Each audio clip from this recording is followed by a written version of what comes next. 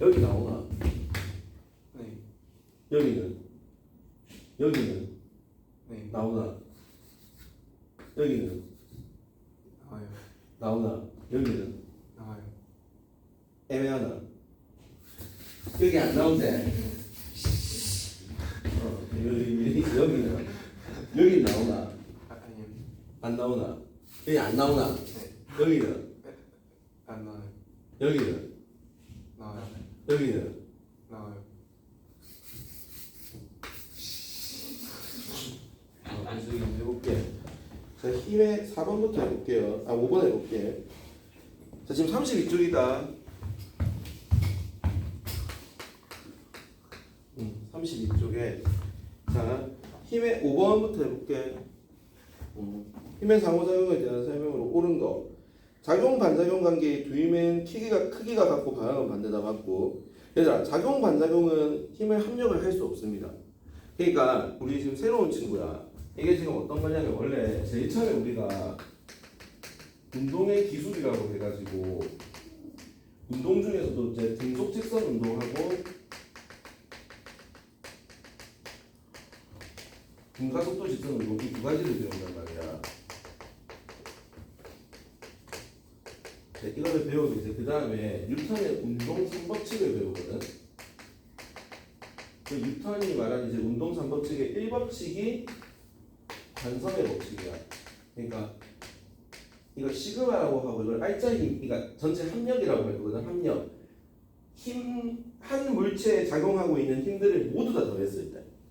그러니까 예를 들어서 어떤 물체가 이렇게 하나 있는데 이쪽으로 4뉴턴, 이쪽으로 4뉴턴, 뭐 이쪽으로 5뉴턴, 이쪽으로 8뉴턴 뭐 이러면 이거는 상쇄될 거고 요거는 합쳐가지고 이쪽으로 3뉴턴 이게 알짜 힘이거든. 그러니까 이런 알짜 힘이 0일 때 운동 상태를 계속 유지하려고 하는 거 이게 이제 1법칙이고 이제 2법칙은 어떤 거냐면 이제 운동 법칙에서 힘과 가속도의 법칙이라고 해가지고 쉽게 말하면 힘을 주면 가속도가 생긴다 이거거든. 그리고 아마 요 운동의 기술에서 아마 변이, 속도, 가속도 이런 걸 배웁니다. 좀 공부를 미리 좀 앞에서 좀 빨리. 사모님은 시험이 끝났을 거 아니야. 그러니까 요거를 좀 봐서 약간 배워나가라. 그래서 이렇게 되고 그 다음에 이제 3법칙이 뭐냐면 작용 반작용의 법칙이거든. 그래서 이 작용 반작용의 법칙 같은 경우는 뭐냐면 서로 어떤 두 물체가 있을 때 이 두 물체가 크기는 같고 방향은 반대. 이런 힘이 서로 상호간에 작용한다는 거고 우리가 어떤 물체의 힘을 합칠 수 있는 거는 합력을 구할 수 있는 거는 한 물체 내에서 합치는 겁니다. 그러니까 이거 사실 어째 보면 당연한 말인 게 힘을 돈이라고 생각해 볼게. 내가 돈이 1억이 있어. 네가 돈이 5천만 원 있단 말이야. 내가 1억 5천이 있는 거가. 아니잖아. 내가 1억 있다가 내년에 1억 더 벌면 그때 내가 2억이 되는 거지. 네 돈은 내 돈 이러면서 나는 1억 5천 있다. 이거 개소리 아닌가요? 얘가 힘이 5뉴턴인데 얘가 5뉴턴이야. 나 한번 합쳐볼게 6뉴턴. 이거는 문제 다시 봐봐. 작용 반작용 관계의 힘 두 힘. 이 두 힘이다. 합력이 0이다? 개소리. 자, 사람이 벽에 힘을 가하면 벽도 동시에 같은 크기의 힘을 사람에게 작용한다. 맞지? 작용 반작용. 태양이 지구를 당긴대. 지구가 태양을 당긴대. 동시에 작용한다. 맞지? 다 작반입니다. 2번, 3번, 4번, 1번부터 4번까지 전부 다 3법칙 설명하는 거고 지면에 정지해 있는 물체가 중력이 작용하재. 그러면 물체가 작용하는 중력과 물체가 지면을 당기는 힘은 작용 반작용 관계. 물체 작용하는 중력과 지면이 물체를 받치는 힘은 잘 봐봐. 우리가 보통 요 어떤 힘의 작용점을 찍잖아. 그러니까 운동 3법칙은 잘 보면 힘에 관한 법칙이거든. 이 힘에 관한 법칙 중에서 이제 뭐 1법칙, 2법칙, 3법칙이 있는데 거기에 이제 힘을 딱 공부할 때 힘은 작용점을 잘 찍어줘야 돼요. 맞죠? 작용점을 잘 찍어줘야 되는데 힘에 찍어주는 작용점은 항상 뭐뭐에게 을 목적어에다 찍을 겁니다. 목적어에다 찍는다 일단. 그럼 봐봐. 물체에 작용하는 중력 이 말은 있다가 얘들아 말을 조금 풀어야 돼. 지구가 물체를 당기는 힘이야. 중력이라는 말은 그거는 좀 약간 해석을 해줘야 돼요. 지구가 물체를 당기는 힘, 물체에다 점 찍어야 되지. 지면이 물체를 받치는 힘, 물체에다 찍어야 되지. 물체에다 점이 찍혔잖아. 그럼 서로 힘의 무슨 관계인데? 평형관계입니다. 한 물체에 지금 작용하고 있는 거잖아. 내가 누누이 말할게. 이거 고등학교 1학년 때 과학에서도 은근히 많이 말한다. 이거 작용 반작용에서 작용점 찍는 거 잘 생각하면 되고, 기억은 작용 반작용 미는 힘의 평형. 그리고 완자셈 비법 특강은 설명을 쭉 했고, 그 다음에 이건 또 시간 남을 때마다 설명을 좀 할 건데, 오늘 이제 얘들아 뭘 할 거냐면 이제 2단원에 좀 살살 들어가 볼 거거든. 3단원부터 할까? 3단원 없기는 한데.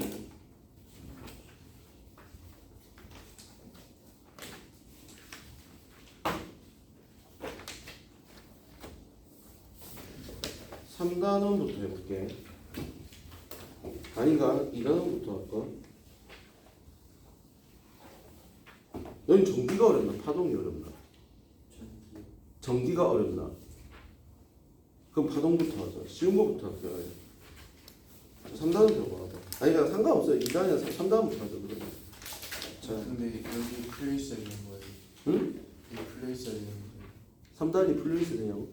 아니 그 힘과 운동 부분에 대표자료가 나오고 모르겠어요. 안 풀려 있어도 되지 않을까요? 그 지금 우리는 이거만 해볼게요. 오늘 우리가 이제 아니 거기는 내가 숙제를 따로 내줄게. 오늘 244, 245, 246, 247, 248까지 설명할 거거든. 오늘 3단이다. 되겠지? 오늘 이건 들어야 될 텐데. 들어라. 되겠지? 들어라 했다. 그쵸? 펴야지 듣지 맞지? 이렇게 하다가 249번 정도까지는 우리 수업 시간에 249, 250은 수업 시간에 같이 할 것 같은데 251, 252, 253, 254까지 일단 실력업은 하지 말라고 했거든. 학원에서 하지 말자. 안 할게. 내가 혹시 부담스러워 할까봐 일단 안 할게. 안 할 건데 일단 254번까지 254쪽까지만 일단 오늘 숙제로 배우면 됩니다. 미리 숙제만 할게. 251에서 254까지. 근데 선생님 뭐 족밥인데요? 개 쉬운데요? 하면 255도 풀어라. 오늘 한 개씩 나갈 거다. 그러니까 이제 수업 시간에 한 개씩 나가볼게. 자, 어쩌면 오늘 수업 시간에 다 할 수도 있지. 정신 좀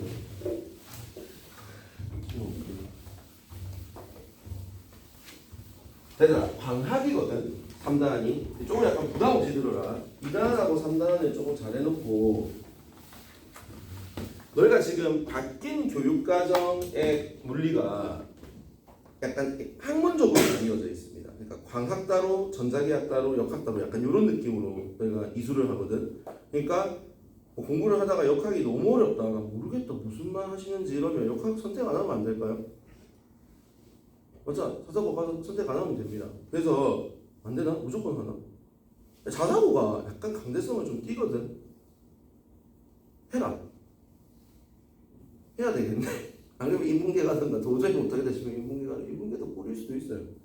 그래서 하고 누가 이렇게 쓰지? 또 글씨가 좀 예쁘지 않더라. 이게 약간 연필 쓰는 줄. 이쪽 반도 가시나 이렇게. 조가 가지지? 가능하구나. 내가 이렇게 오늘 이건데 개소리 안 하니까 일단 온 사람들의 어드밴티지를 줘야 되니까 이쪽에다 적어볼게. 상상을 동원해봐. 우리가 이제 1단은 역학과 에너지거든. 그 다음에 여기 이제 2단이 물질과 전자기장이야. 자, 지금 약간 3단원이 여기 잘 보면 제목을 큰 제목을 한번 보세요. 뭐라 해야 되냐면 파동과 정보통신이야. 그러니까 말은 3단원이 파동과 정보통신이라고 되어 있는데 그냥 굳이 내가 외우기 싫으면 파동이야. 쉽게 말하면 파동과 물질의 이중성입니다. 그러니까 우리가 지금 3단원 물리에서 다루는 거는 파동, 물질의 이중성 이 파트를 다룰 겁니다. 그리고 이제 요 두 개의 파트를 이제 우리가 다뤄가지고 공부를 해 나갈 건데 일단 파동에 대해서 먼저 배우는 거지. 뭐 소리도 파동이다. 이제 이해하기 쉽게 하기 위해서 물결파 있잖아. 이것도 파동이고 그 다음에 또 뭐도 있을까요? 소리, 물, 또 빛도 파동이고 뭐 일종의 전자기파의 일종이다 뭐 이런 말 하잖아. 이런 건데 이제 이런 파동에 대해서 먼저 배우는 겁니다. 그러니까 설명을 하면서 문제를 왔다리 갔다리 왔다리 갔다리 이렇게 좀 할 건데 자 쌤은 항상 파동을 설명할 때 자 3단원 파동과 정보 중심 한 수업 시간에 한 소단원씩 나갈 거거든. 되겠지? 이 소단 중에서 첫 번째 중에서 거기 나오는 제목이 뭐냐면 파동의 진행과 굴절이야. 파동의 진행과 굴절 이걸 대해서 배울 건데 자 얘들아 이제 이거 볼까요?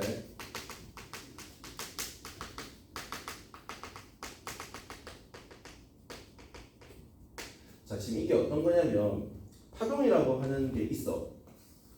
파동 이거는 이제 파동 웨이브인데 일단 질량을 안 가지고 있습니다. 그러니까 일반적인 상황에서 그러니까 파동은 질량을 가지고 있지 않고 파는 어떤 약간 이렇게 진행을 해 나갑니다. 그리고 내가 또 강조하지만 그 과학이라는 과목 자체가 과학은 일단 약간 경제성을 떼놓고 갈 수 없는 과목이거든. 그러니까 어떤 거냐면 사회처럼 철학적인 학문이 아니야.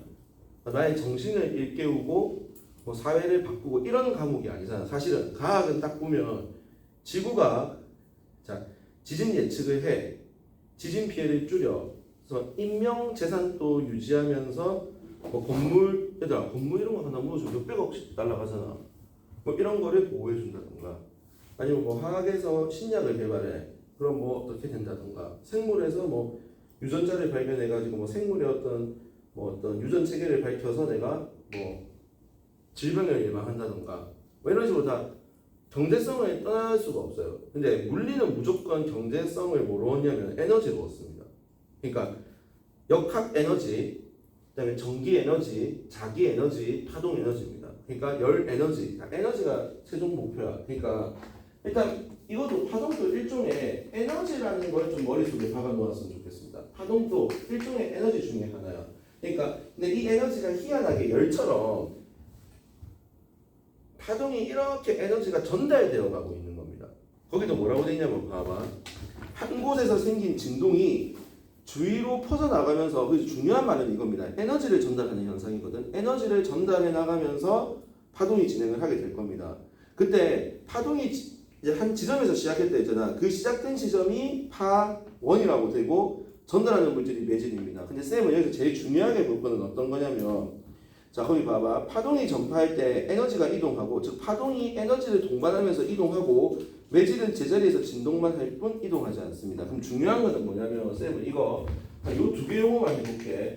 파동이라고 하는 거는 일종의 에너지고 얘는 계속 뭐 하고 있는데 나아간다 즉 진행하고 있다는 거고 그 다음에 우리 파동 말고 매질이라고 하는 용어는 뭐냐면 그 파동이 진행하는 장소입니다.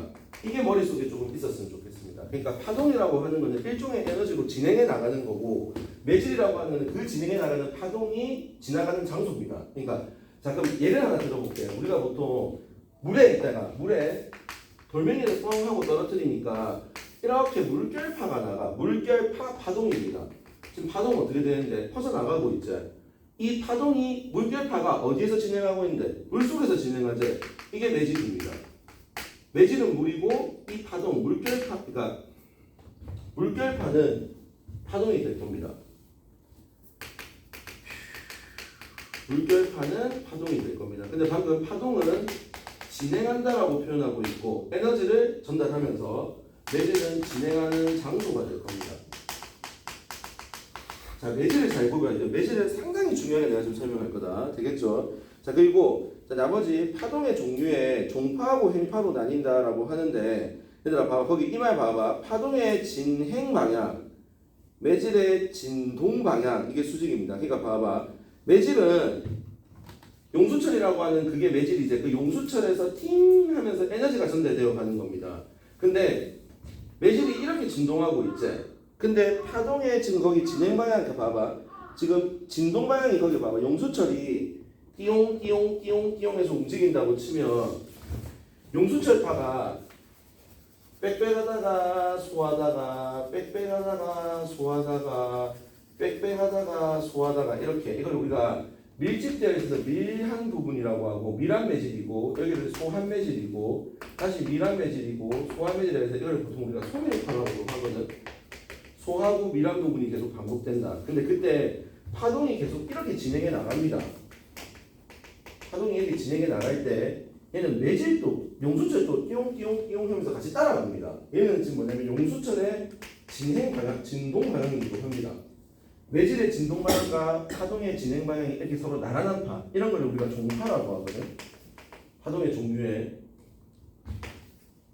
파동 종류에 이렇게 종파가 있고 또 어떤 파가 있냐면 이런 파, 파동이 사인 곡선을 그리면서 이렇게 진행하는 파가 있어. 파동은 이렇게 진행하는데 그 자리에서 매질은 이렇게 진동하는 겁니다. 얘들아, 사과를 놔두면 물결파가 이렇게 퍼져나가지. 그럼 사과는 물 속에 있잖아. 그 물 속에 물 위에 떠 있는 사과가 계속 따라가. 물결파하고 같이. 어떻게 되는 건데? 계속 위아래로 움직이고 있지. 그럼 이 물이라고 하는 매질은 제자리에서 진동하고 있는데 파동은 퍼져나갑니다. 얘들아, 만약에 물결파가 종파면 무섭습니다. 왜냐면 봐봐. 물결파가 퍼져나갈 때 물도 퍼져나간다 이 말이잖아. 그러면 약간 이 공간이 생긴다는 겁니다. 그러니까 모세기적처럼 이렇게 퍼져나간다는 겁니다. 그러니까 물은 계속 있고 파동이 퍼져나간다. 그래서 약간 이런 걸 우리가 횡파라고 할 거거든. 그래서 뭐 종파, 횡파 이렇게 있는데 거기 종파는 지진파로 치면 피파입니다. 피파. 진행하면서 진동도 같이 하니까 속도가 빠른 파입니다. 그래서 피파. 또 거기 음파. 이게 이겁니다. 소리는 종파입니다. 공기도 같이 따라갑니다. 소리가 말하면서 공기 중에서 소리를 내면 공기도 같이 따라갑니다. 되겠죠? 그 공기가 하면서 다른 공기가 매우 보이는 거고. 자, 그렇게 되는 거고. 자, 그 다음에 횡파는 어떻게 되는 거냐면 뭐 S파. 지진파 중에서 거기 나와 있는 S파. 그 다음에 뭐 물결파. 맞지? 방금 뭐 물결파는 대표적인 횡파로 예를 들었으니까. 그 다음에 뭐 전자기파. 뭐 이런 것들이 이제 종파 횡파가 있습니다. 자, 그래서 거기서 그대로 이제 파동 요소를 좀 설명할 건데 사실 우리는 전부 다 이 횡파화시켜서 설명할 거거든. 종파도 횡파화시켜서 설명을 할 건데 자, 이런 거다. 우리가 여기서 가장 높은 꼭대기에서 가장 높은 꼭대기 이런 꼭대기 지점을 마루라고 할 거야. 이 지점을. 그리고 가장 낮은 지점은 고리라고 할 겁니다. 그래서 우리가 마루 고리인데 얘들아, 여기는 세로축은 뭐라고 되어 있냐면 거기에 변이라고 되어 있지. 이 파동이 약간 이런 그래프 가장 높은 지점, 낮은 지점에 왔다 갔다 하는 세로축은 변이고 가로축이 만약에 이 변이를 왔다 갔다 하는 시간이라고 하면 마루에서 마루, 골에서 골까지의 시간을 우리는 뭐라고 하냐면 1회 진동하는데 걸리는 시간을 우리는 뭐라고 하냐면 주기라고 할 거야. 그 다음에 1초 동안 진동한 횟수를 진동수라고 할 겁니다. 그리고 주기는 무조건 어떤 새로운 물리량을 배우면 내가 기호를 배우는 거거든. 주기는 타임, 진동수는 프리퀀시 F, 얘의 단위는 세크, 얘의 단위는 헤르츠 이렇게 이야기를 합니다. 자, 다시 한번 말해볼게. 자, 이 1회를 진동하는데 걸리는 시간이 6초야. 6초 동안 1회 진동했어요. 그럼 1초에는 6초 걸려서 한 번 진동해서 1초 동안은 몇 회 진동하는데 6분의 1회 진동하겠지. 그러면 1회 진동하는데 걸리는 시간이 주기야. 근데 1초에 진동하는 횟수에는 진동수야. 그러면 주기는 6이고 진동수는 6분의 1입니다. 정의를 잘 따져보면 주기와 진동수는 반비례합니다. 되겠지? 자, 그리고 주기 t와 진동수를 곱하면 1이겠지. 서로서로 반비례할 때는 는을 기준으로 같은 쪽에 넣어서 곱해가지고 일정한 수가 나오면 반비례제. 그리고 t하는 f분의 1이 될 겁니다. 이거 똑같은 말입니다. 그래서 약간 이렇게 되는 거 이거고. 자, 근데 쌤 이게 아니라 내가 지금 색깔 약간 겹칠게. 이걸로 해볼까? 쌤, 요 세로 가로축이 시간이 아니라 만약에 길이면 어떻게 될까요? 요 변이가 이렇게 왔다리 갔다리 하는데 걸리는 길이. 그러니까 이 마루에서 마루까지의 길이, 골에서 골까지의 길이. 우리는 이거를 뭐라고 하냐면 파장이라고 할 겁니다. 그러니까 마루에서 마루, 골까지 가는 시간은 주기고 마루에서 마루, 골에서 골까지 가는 거리는 파장이라고 할 겁니다. 되겠지? 그럼 파장 2번 파동의 종류, 3번 거기 뭐 파동의 요소, 주기, 진동수 하나 더 해볼게. 이 식으로 해볼게. 자, 마루하고 마루 1회 진동하는 길이, 이거는 파장입니다. 그럼 이제 뭐 배워야 되겠노? 기호, 람다, 단위, 미터 이렇게 됩니다. 되겠죠? 한 이런 느낌입니다. 자, 길인지 시간인지 잘 봐야 됩니다. 안 어렵죠? 지금 사실 우리 중학교 내용입니다. 안 어렵습니다. 자, 여기서 잠깐 유의미하게 우리가 지금 뭐를 볼 거냐면, 자, 거기 봐봐. 파동은 매질의 변이를 위치 또는 시간의 그래프로 나타낼 수 있다. 위치, 시간. 그러면서 파장 주기 설명했지. 지금 244쪽은 설명 다 한 것 같습니다. 되겠죠? 아, 그리고 옛날에는 이 말까지 하기는 했는데 얘들아, 사실 진폭이 있거든. 진폭은 y축을 따르는데 진폭은 마루에서 골까지 거리는 아니지. 마루에서부터 골까지의 y축 거리가 아니라 마루에서부터 골까지 거리의 2분의 1, 요만큼이 진폭입니다. 이게 진폭입니다. 앰플리피케이션 이래가지고 앰플리피케이션 해가지고 뭐 이런 단어 하나 뭐 이거를 증폭하다 뭐 이런 약간 이런 변이 되겠죠. 그래서 이제 이런 거고. 자, 이제 4번은 여기 뒤에서 적으면 얼마나 좋을까? 안 오는 바람이 4번은 위에 적어볼게. 요다가 거기 봐봐. 파동의 속력이 얘들아 개 중요하다. 얘들아 사실 오늘 수업은 한 개를 딱 얻어가면 이거다. 파동의 속력입니다. 자, 파동의 속력이거든요. 얘는 어떤 거냐면, 자, 어떤 파동이 빨리 가는 파동도 있고 늦게 가는 파동도 있을 거 아니야. 이게 물리다 보니까 속력이 나와야 됩니다. 자, 이 속력은 그냥 그대로 갈게. 역학에서 시간분의 거리야. 근데 이 파동에서 그냥 딱 이걸로 통일시킬게. 한 번 진동하는데 걸리는 시간이 주기야. 그럼 그 한 번 진동할 때의 거리가 파장이야. 이해하겠습니까? 그러면 이게 t분의 1 곱하기 람다 아니니? 근데 방금 t분의 1이 f라면, 그러니까 t가 f분의 1이고 f가 t분의 1이라면 t분의 1은 fj, 그래서 f 람다가 됩니다. 그래서 엄청 파동에서 유의미한 속도식이 하나 나올 거야. v는 f 람다입니다. 되겠죠? 다시 v는 f 람다입니다. 자, 근데 우리가 파동을 설명할 때 쌤이 되게 중요하게 설명하려고 하는 개념이 파동이 그 진행하는 장소의 매질이 중요하다 했잖아. 맞지?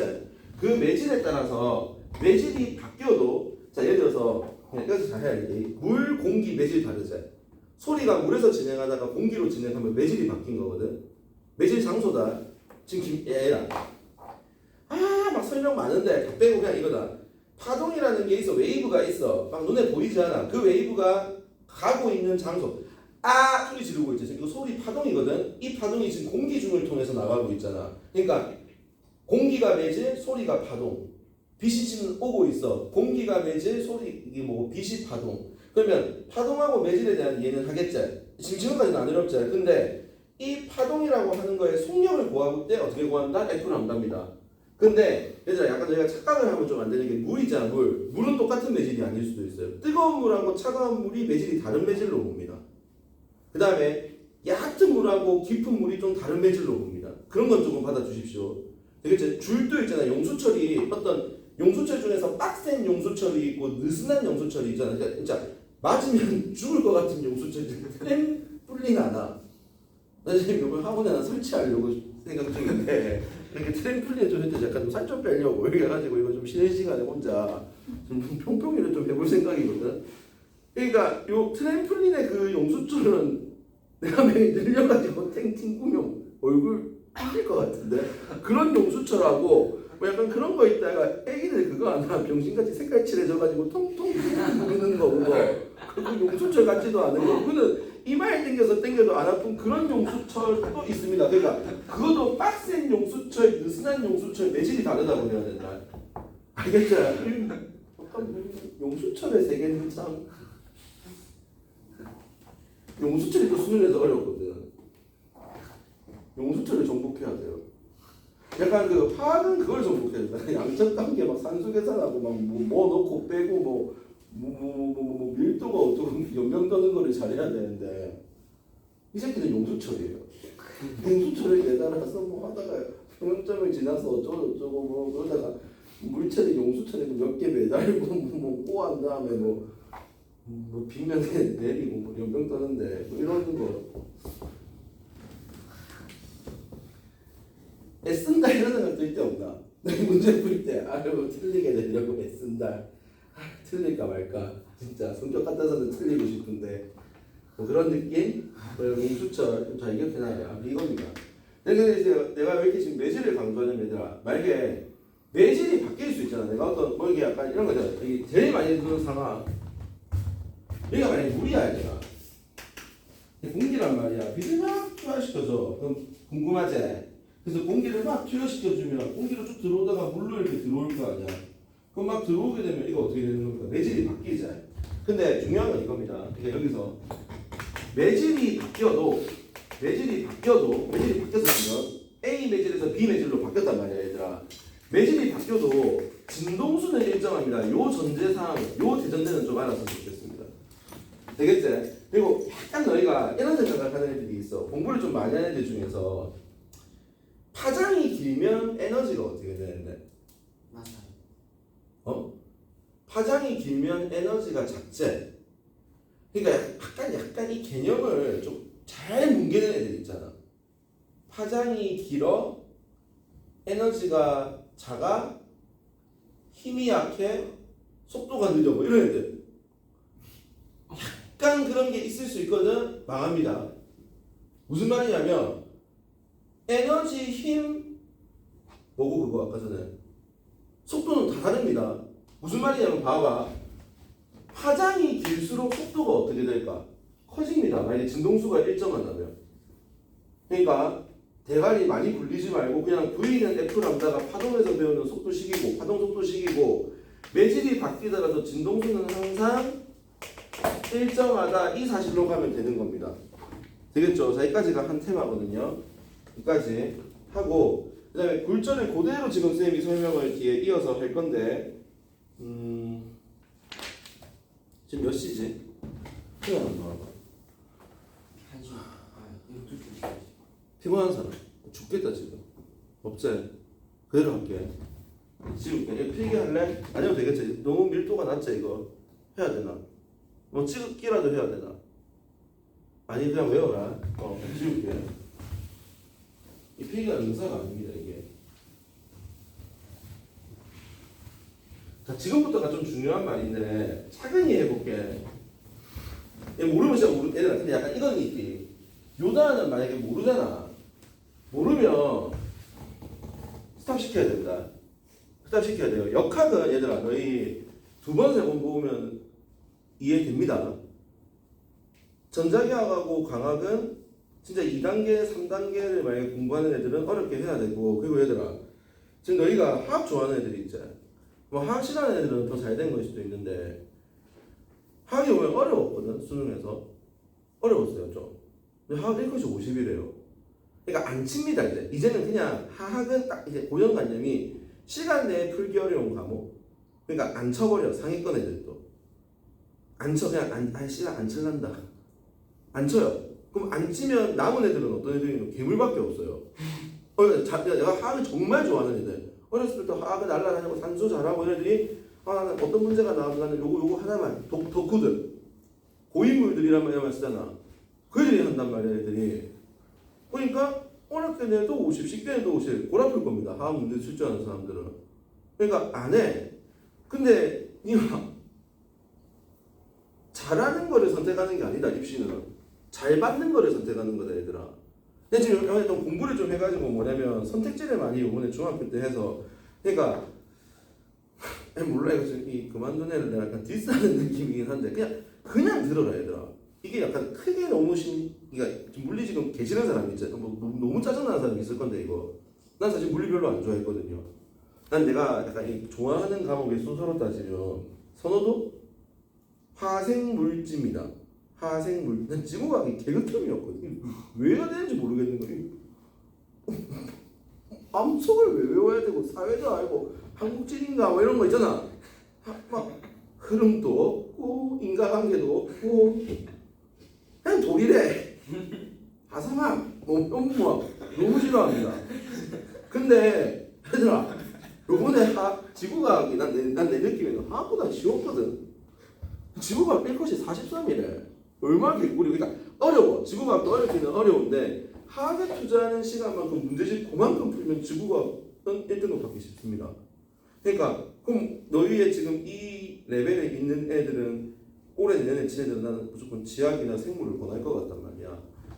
그러니까 좀 너희가 약간 특히나 내가 화학을 싫어하는 사람들은 선택지가 더 하나 줄었으니까 내가 말할 게 없는데 화학을 좋아하는 애들은 이 물리도 한번 열어놓고 들어가 봐. 시간 내에 못 푸는 것만큼 미치는 거 없거든 얘들아. 17번을 풀고 있는데 종이친데 그거 미쳐요. 그리고 내가 의대를 가려고 하는데 국어도 다 맞는 것 같고 수학도 만점인 것 같고 영어도 1등급인 것 같아. 마음 가다듬고 과학을 딱 치는데 과학 치는데 3개를 못 풀고 나와. 그래서 재수하는 애들이 많습니다. 그러니까 극상위권 애들의 의대가 실질적으로 대학을 떨어지면 뭐로 떨어지냐면 다 과학으로 떨어지거든 얘들아. 그러니까 뭐 시간에 F로라고 지랄 회사채 뭐 하죠. 그냥 딱 재수할 때 보통 많이 들어 애들이 지구과학을. 그러니까 나는 뭐 고등학교 공부하고 많이 다르다 얘들아.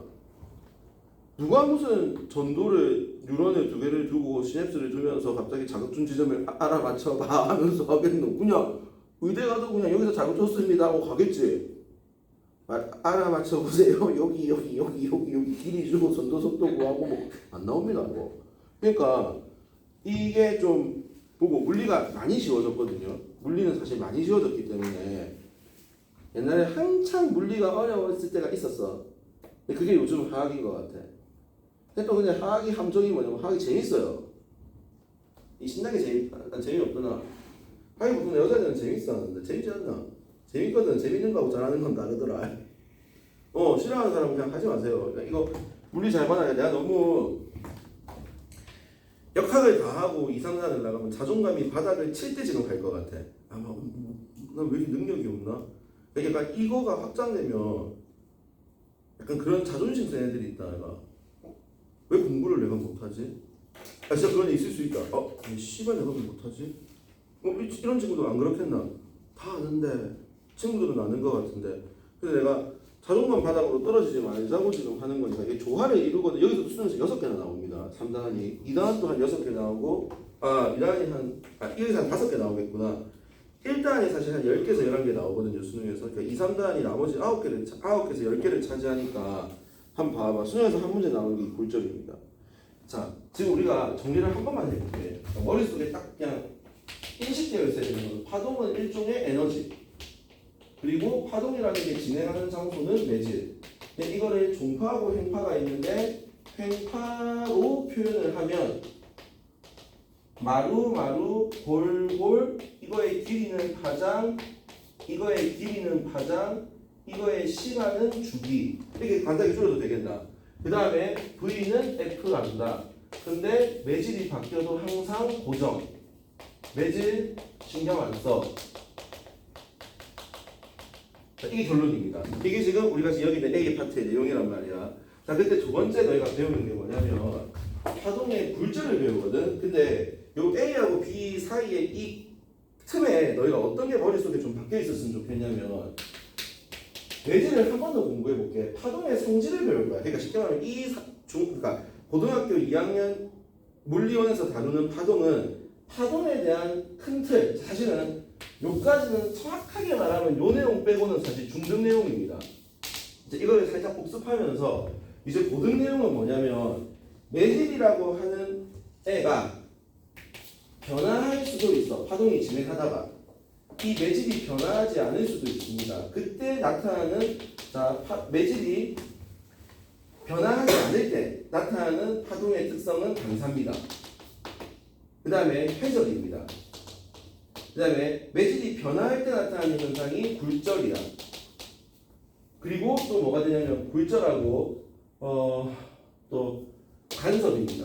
사실 간섭은 살짝 매질이 변화했다라고 말하기는 좀 그런데 이건 약간 독립성적인 측면인데 뭐 아니면 이렇게 생각해도 좋습니다. 반사해절 굴절입니다. 그리고 물투에서도 그대로 다룹니다. 뭐 영의 법칙, 스넬의 법칙 이런 것들이 막 내가 다룰 거거든. 자 이겁니다. 자 무슨 말이냐면 머릿속에 지금 봐봐 파동의 굴절이라는 말을 보는 순간 심호흡 한번 하고 머릿속에 들어가야 되는 게 파동이 굴절해? 그 말은 매질이 바뀌었다는 것을 깔고 들어가는 겁니다. 그리고 파동이 반사해서 매질 안 바뀝니다. 파동이 회전이라는 거 혹시 모르는 사람 있을 건데 회전이라고 하는 게 일어나서 회전이 뭔지는 모르지만 매질이 안 바뀌었습니다. 그거를 꼭 머릿속에 넣어야 됩니다. 그러니까 지금 살짝 설명해 볼게. 파동이 이거 할 건데 이거 세 개를 조금 설명해 볼게. 그럼 1시 15분까지만 설명하고 15분만 좀 집중하자. 나머지는 좀 쉬는 시간도 줄게요. 자 이거 보면 파동이 이렇게 있는데 매질이 있는데 얘가 공기고 얘들아 이게 물속에 있는데 자 빛이 뭐 아니면 뭐 소리가 쫙 들어왔습니다. 들어온 다음에 얘가 자 얘들아 경계면에 딱 만난다. 얘가 이 서로 매질의 경계면 무슨 말인 줄 알겠지? 서로 다른 매질이 있었을 때 그 경계면에 딱 만났어. 그럼 그 경계면에 만나면 얘가 그 자리에서 반사하는 놈도 있고요. 반사. 그 다음에 거기서 꺾이는 놈도 있습니다. 뭐 꺾일 때 얘들아 매질이 바뀌지 않으면 이 공기면 그대로 쭉 갈 거야. 점선으로. 네, 분명히 매질이 바뀌면 꺾입니다. 이렇게 꺾일 수도 있고 물론 이렇게 꺾일 수도 있습니다. 그러니까 어떻게 꺾일지는 몰라요. 평평 꺾일 수도 있고 평평 꺾일 수도 있고 꺾인단 말이야. 이건 굴절이야. 그러니까 거기서 너희는 반사되었다. 각도가 똑같다. 굴절되었다. 각도 다르다. 이 느낌을 기억하지 말고 봐봐. 똑같은 반사되었을 때는 공기 중에서 왔던 놈이 공기 중으로 나가. 매질이 똑같구나. 여기는 매질이 바뀌었구나. 이게 좀 머릿속에 있었으면 좋겠습니다. 자 그리고 우리가 자 다시 한번 더 그려볼게. 경계면이 있거든. 여기가 공기입니다. 여기가 물입니다. 여기 지금 빛이 들어왔어. 그러면 무조건 경계면에 수직인 로우 벡터, 법선을 하나 그릴 겁니다. 그러니까 벡터라는 표현 안 쓸게. 법선을 하나 그릴 거야.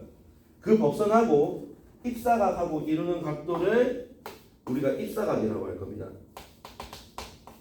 그러면 요 각도하고 똑같이 반사되면 반사각입니다. 그게 보통 반사의 법칙입니다. 그게 스넬이라고 하는 과학자가 발견한 반사의 법칙. 중1 때 배우는 거 그겁니다. 자, 근데 우리는 굴절을 배울 거야. 굴절을 배우면 마음 같아서는 얘가 이렇게 들어오고 싶지만 매질이 바뀌었지. 그러면 얘가 꺾입니다. 그러면 얘가 이렇게 꺾인다고 칠게. 그러면 얘들아 쭉 가다가 휙 하고 약간 이 법선 쪽으로 휘어지지. 그러면 이걸 우리는 요 각도를 요게 아니다. 요게 지금 굴절각입니다. 되겠지? 자 그러면 입사각하고 굴절각은 서로 조금 다를 거거든요. 요거에 대한 이야기를 지금 보일 겁니다. 볼게.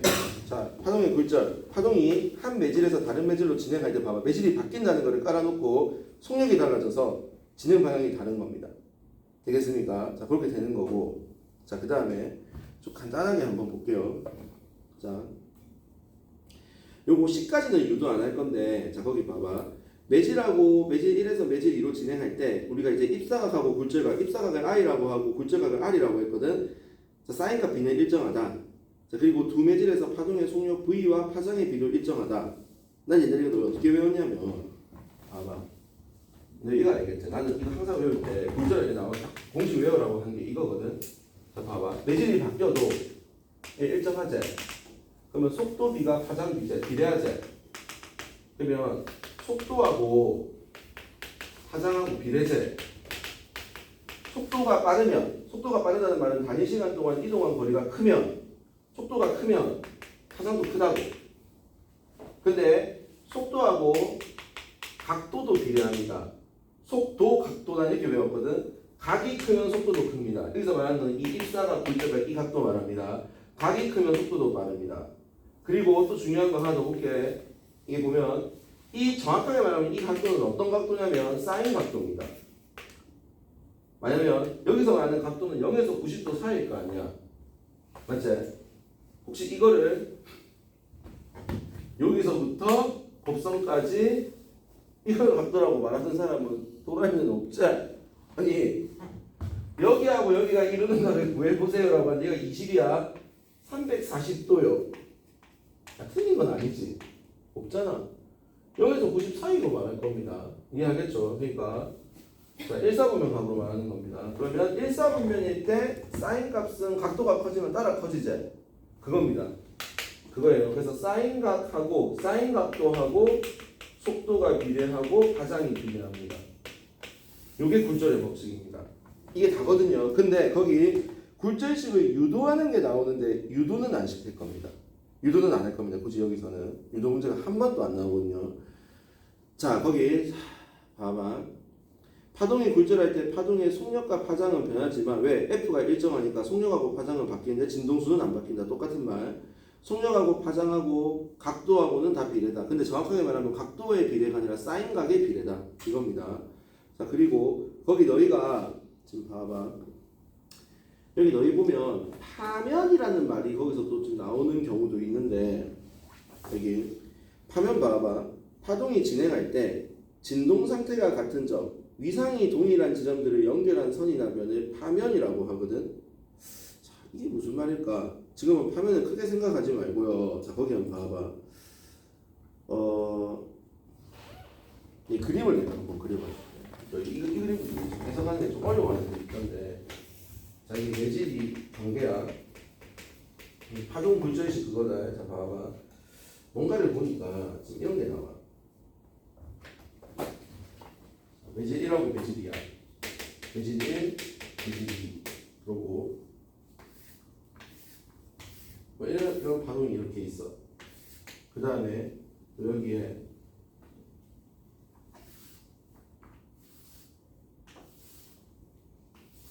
그림을 잘 못 그리는데 얼추 좀 그린 것 같은데 뭐 이렇게 괜찮아. 그러면 여기서 딱 봐봐. 어떤 두 개를 딱 보고 있다. 그냥 아무 때나 매질, 그러니까 이 모양하고 이 모양을 보지 말고 매질이라고 매질의 경계면을 보이죠. 법선은 무조건 이 경계면에 수직인 걸 긋는 겁니다. 이 경계면에 수직인 걸 긋는 게 법선이야. 고민할 필요 없어 법선은. 자, 그 다음에 여기가 보면 매질 1에 이게 아마 지금 이게 깊은 물이고 이게 아마 얕은 물일 거야. 보통 이런 식으로 보통 진행할 때. 자, 그럼 여기를 보면 파면이래. 우리가 아까 전에 여기가 마루골 이렇게 있잖아. 그럼 마루하고 마루 이거를 위상이 같은 지점에 이렇게 연결한 겁니다. 이게 파면이야. 되겠지? 그러면 파면이 이렇게 있는 거고, 자, 그 파면이 있었을 때, 그러니까 마루 연결하는 겁니다. 그러니까 여기 마루가 여기 마루가 여기 이렇게 쭉 가는 겁니다.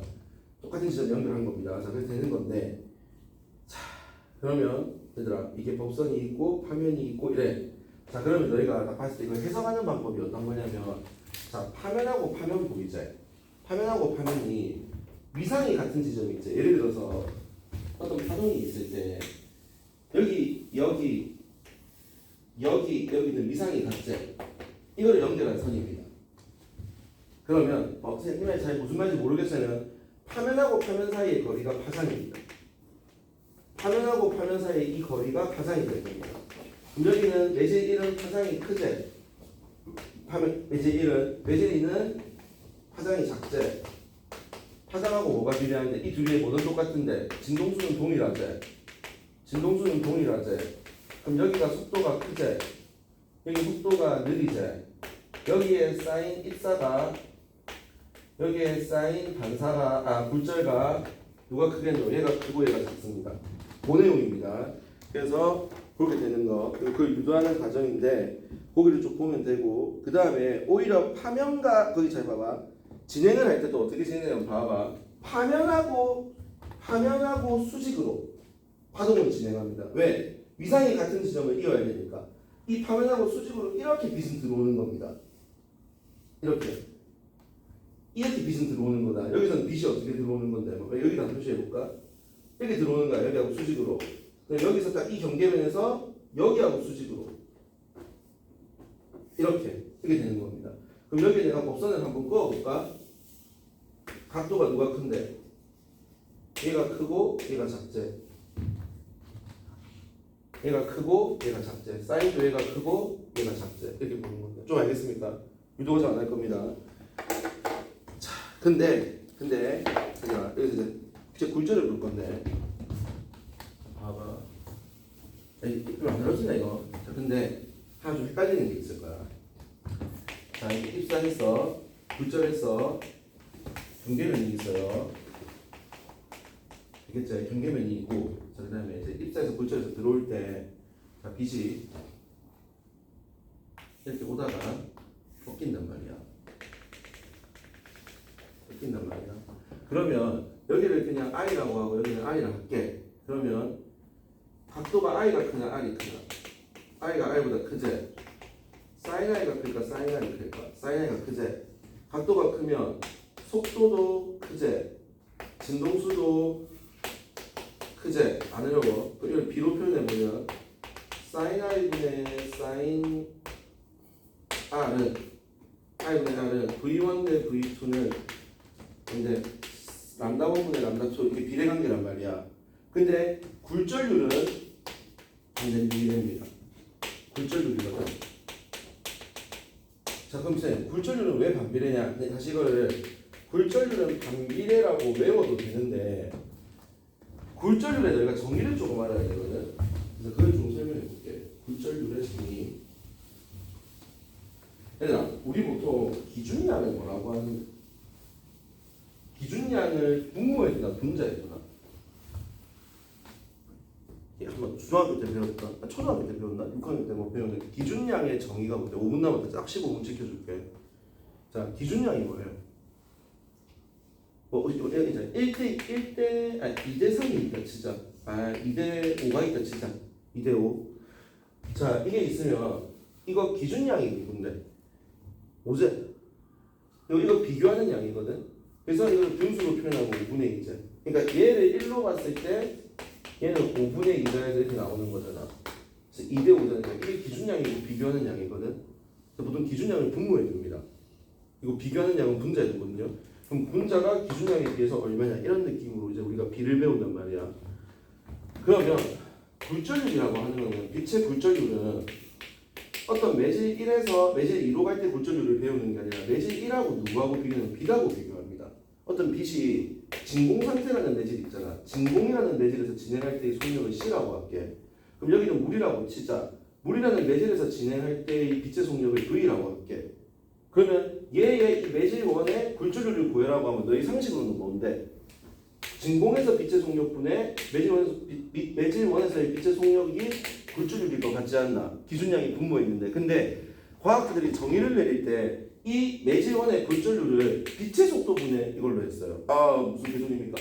그 속도분의 빛의 속도로 했어요. 그거 한번 볼래? 거기 봐봐. 매질에서 빛의 속력 V에 대해서 어떤 매질에서 빛의 속력 V에 대해서 진공에서의 빛의 속력 이거의 비를 그때의 그 매질의 굴절률이라고 하는데 희한한 게 기준량을 누구로 봤냐면 빛의 속력으로 봤어. 진공 C를 비교하는 양으로 봤단 말이야. 그래서 사실 이게 뒤집히는 겁니다. 내가 이거는 원래 이유 설명 안 하려고 했는데 얘는 그냥 이유 설명하는 겁니다. 왜냐면 이 굴절률 정의 자체가 조금 희한해요. 되겠죠? 다시 어떤 이거 봐봐. 굴절률은 매질 1과 매질 2를 비교하는 게 아니라 매질 1이라고 하는 그러니까 매질 1을 그냥 공기라고 하고 매질 2를 물이라고 할게. 어떤 공기랑 물하고 해서의 굴절률을 비교하는 게 아니라고. 매질 1과 매질 2를 비교하는 게 아니라 매질 1이라고 하는 놈을 누구랑 비교하는 건데 진공에서 빛의 속력하고 비교하는 겁니다. 아무것도 없는 진공에서 빛은 개빨리 날아가거든. 그게 3 곱하기 10의 8승/ms야. 그거 기준량하고 매질이 있으면 그 속도보다 줄어들 거거든. 그때 이 빛의 진공에서의 빛의 속력하고 매질 1에서의 이 빛의 속력하고 두 개를 비교하는 건데 당연히 기준량이 항상 고정된 값이 기준량이잖아. 그러니까 빛의 속도가 기준량이 돼야 되는데 희한하게 굴절률의 정의를 내렸을 때 얘가 비교하는 양이 되는 겁니다. 그래서 좀 약간 모든 식에서 굴절률은 뒤집힐 겁니다. 그래서 거기 봐봐. sin R분의 sin I란 말은 굴절분의 입사다. 굴절분의 입사는 굴절 속도분의 입사 속도. 맞지? 그런데 지금 뭐가 되는 건데? 자 봐봐. V2분의 V1이 속도제. 이 속도가 봐봐. V1의 속도는 어떻게 되는 건데 굴절률을 한번 볼게요. V1의 속도 이 V2분의 V1이 나오려면 잘 봐봐. 너희가 이게 지금 굴절률이라고 하는 게 뭐분의 뭔데? C분의 V가 아니라 V분의 C잖아. 그럼 내가 이거 봐봐. 요때의 속도 V1분의 C, V2분의 C로 만약에 내가 식을 세웠다고 하면 이게 1의 굴절률, 2의 굴절률이잖아. 만약에 이렇게 세웠다 하면 CC 약분되면서 이게 지금 식이 바뀌잖아. 그러니까 어떻게 되냐면 얘는 여기가 V1분의 C고 여기가 V2분의 C여야 돼요. 그러면 얘는 뭐가 되는 건데 사실 이거는 1의 굴절률이고 얘가 2의 굴절률이지. 그래서 한번 뒤집히는 겁니다. 이해하겠죠? 뭐 이게 무슨 말 하는지 하나도 모르겠다 이러면 반대라고 외우면 됩니다. 되겠죠? 근데 지금 이해하는 사람은 하고 안 하는 사람은 안 되고 뭐 굴절률은 기준량을 빛의 속도를 반대로 뒀으니까 반대인가 봐 외워도 됩니다. 그럼 끝까지 정리해 볼게. 지금 오늘 수업 내용은 끝이거든요. 다시 처음부터 해볼게. 자, 파동이라고 하는 3단이 들어왔는데 사실은 2단원보다는 3단이 조금 더 어려울 겁니다. 자, 파동이 제일 처음에 봐봐. 파동의 정의를 배울 때 매질이 항상 중요하다. 근데 우리가 매질이 바뀌어도 진동수라는 거는 고정된다. 세 번째, 파동의 식은 F람다다. 그리고 파동에서 우리가 굴절 현상이라고 하는 것을 배웠는데 굴절을 하게 되면 이게 입사, 이게 굴절인데 굴절분의 입사는 이 각도의 사인은 속도 비하고도 같고 그 다음에 뭐래? 파장 비하고도 같고 근데 굴절률과는 반대다. 이게 답니다. 되겠습니까? 그래서 그까지가 또 2, 4, 5 설명이고 자 매질의 굴절률이 클수록 그럼 봐봐 이 말 봐봐 어떤 매질의 굴절률이 크다. 굴절률은 무조건 반대라고 했잖아. 속도는 느리다 이겁니다. 되겠죠? 속도는 느림으로 빛이 굴절되는 정도가 속도가 작으면 봐봐. 잘 봐. 속도가 작제. 각도가 작제. 그러면 여기서 이런 각도에서 이 각도가 작으니까 이게 더 많이 굴절된 겁니다. 많이 휘어진 겁니다. 각도가 작을수록 이 각도가 작으니까 굴절이 많이 된 겁니다. 그래서 굴절률이 크다고 된 겁니다. 다시 아마 이 용어 때문에 지금 아마 정의를 반대로 내린 겁니다. 굴절률이 크다. 많이 굴절되었다. 많이 휘어졌다. 많이 어느 쪽으로? 법선 쪽으로. 서서 법선 쪽으로 많이 꺾인다. 이렇게 되는 겁니다. 자, 그 다음에 물결파의 진행인데 이 부분만 더 하고 좀 쉴게요. 자, 거기 봐봐. 너 이제 봐봐. 쌤 뭐부터 봤으면 좋겠냐면 자, 속도가 빠른 매질에서 속도가 느린 매질로 진행한다는 거를 그 그림에서 봐봐. 이게 물이다. 방금 법선과 법선 사이의 간격이 람다원, 법선과 법선, 죄송합니다. 그 파면과 파면 사이의 간격이 람다원, 파면과 파면 사이의 간격이 람다2야. 람다원이 크지? 그럼 속도도 크겠지? 람다원이 크고 V1이 클 거야. 또 누가 크는데? 각도인 I도 클 거야. 그 말입니다. 파장, 속력, 입사가 굴절과 진동수는 일정해. 굴절률은 누가 더 크다? 2가 더 커. 굴절률이 크니까 더 어느 쪽으로 꺾이는 건데? 법선 쪽으로 꺾이는 거야. 굴절을 많이 하니까. 다시 느린 매질에서 빠른 매질, 얕은 물에서 깊은 물로 가면 람다1이 파면 사이의 간격이 람다1, 파면 사이의 간격이 람다2, 람다1보다 람다2가 크지. 파장이 크면 속도가 커, 각도도 커, 굴절률은 작아. 굴절률이 작다는 말은 법선으로부터 많이 멀어지는 겁니다. 굴절률이 크다, 법선 쪽으로 기우는 거고, 굴절률이 크다, 법선 쪽으로 멀어지는 겁니다. 그래야지 각도가 커지는 거니까. 왜? 굴절률이 작아야지 각도가 커지는 거고, 각도가 커진다는 말은 법선으로 멀어지는 거지. 그러니까 오로지 오늘 하나의 기억해야 될 공식은 뭐냐? 오늘 기억해야 되는 거는 속도, 각도, 파장 다 비례다 이겁니다. 근데 굴절률은 반비례입니다.